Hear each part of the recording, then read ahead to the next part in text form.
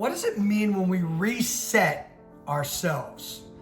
This is very common in integrative health. We talk about resetting our gut, resetting our hormones, even resetting behavior, even resetting stress reactions or stress responses, resetting our sleep schedule, resetting our eating or meal prepping. We are creatures of habit. We get into these patterns, and the patterns actually align anatomically in our gut, in our hormones, in our brain. When we go through these alignments, we create a homeostasis, this kind of average-like structure, if you will. It's a comfort zone that even if we're in a crisis, we're still comfortable with it. Now, a lot of people, their homeostasis is not living in a crisis. But why is it that we find ourselves needing a reset, and why is it that we can't kind of stay in our reset pattern? And the reason is because our bodies get calibrated on a continuum in the way that we live and how we structure ourselves. What choices we make, how we function with the choices that we make, who we spend time with, how we forecast the future and how we respond to that. When all of these factors come into the human body, it creates a pattern in which our body anticipates on how it should either react or respond. We see this in relationships, we see this in occupation, we see this in people's individual or independent lives, but we definitely see this, particularly as practitioners, and even if you're just as a human or you're a client to someone, we see this even as what is considered or what are considered bad habits. And we need this reset. As a clinician, we should always be reminded that people can be reset and then they slip back, spontaneous recovery, slip back to where they were before we reset them. As a person who's guilty of this, if you are one of those, you have to say to yourself, what am I doing that is not allowing me to sustain the reset?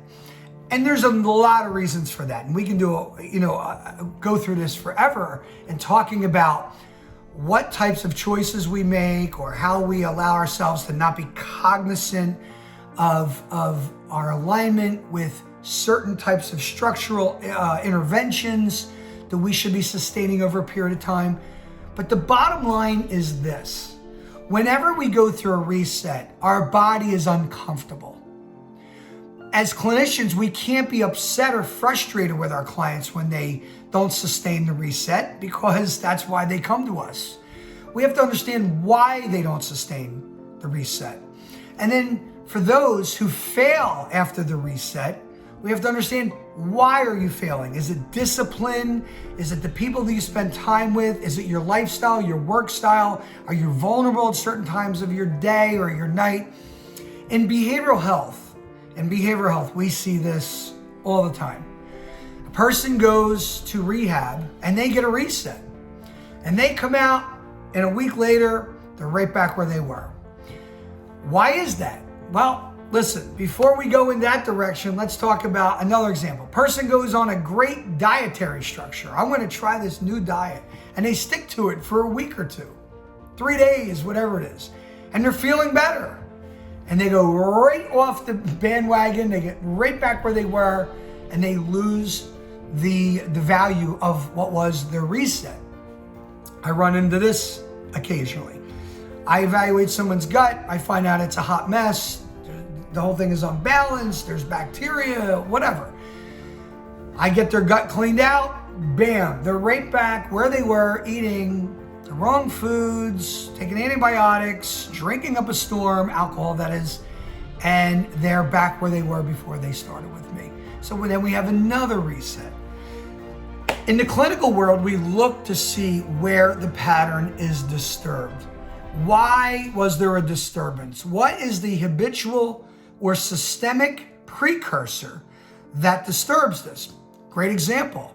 That person who fell off our gut repair, right? The restoration of having of a leaky gut may have fallen off because he likes to drink with his buddies. So even though I cleaned him out and he's been good for the last 4 months, he gets back with his old friends, and there is this habitual pattern that is almost like instinct, and the guy immediately has to have a drink, and then it turned into 2 drinks, 3 drinks. And he had so much fun when he was hanging with his boys that took him back to when he used to spend time with his buddies way back in the day. They've already planned to do it again next weekend. So he's created another type of reset, but it's an unhealthy reset.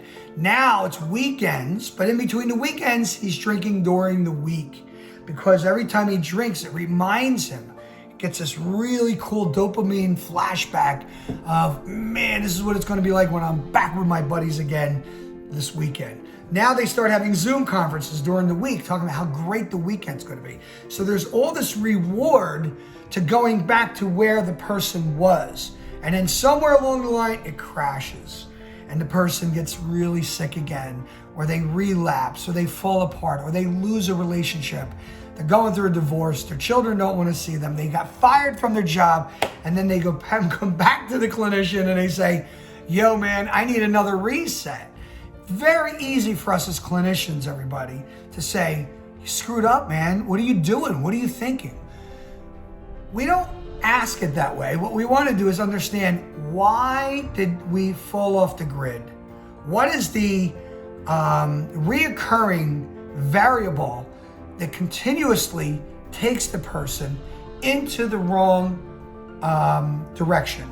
Why, when in the right direction, that it was sustainable, it become unsustainable and put us in a really dangerous or unhealthy direction?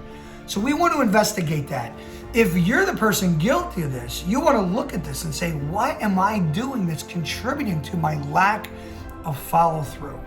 You also want to verbally reinforce or reward yourself verbally for the time that you were reset and sustaining. Because if we don't acknowledge that, our brains will believe that we're not sustainable.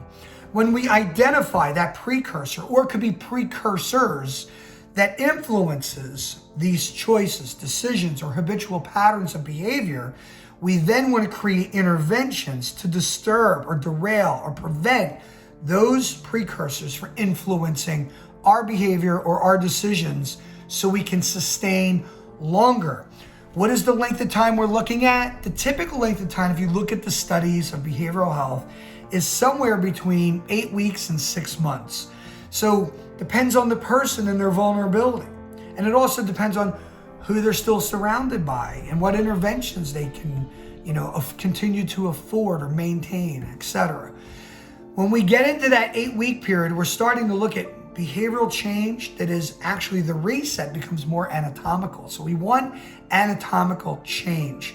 So if we reset someone's gut, once that gut is really working, we don't crave the foods that we used to crave. We don't crave salt. We don't crave sugar, starches, and things of that nature, because there's been a period of time that the body has been able to enjoy and appreciate not feeling the way that it was before the reset. So when you think about your future, everybody, I want you to think about, where do I want to be, and how do I get there? And when I'm there, what interventions do I need to continue with in order to sustain enough period of time to create that change, so my new habitual patterns of behavior are post the reset? Post. Otherwise, we slip back. Want spontaneous recovery back to where we started, because you had so much time of being that way that's what your body is used to, even if it means you're going to go back to living in crisis. So keep following me, keep listening. I want you all to make these choices. I want everyone to gain wellness, resilience, immunity. It's always my goal. I believe in you. Follow the tools, and let's figure out how we can help everyone sustain to have greater, healthier achievement.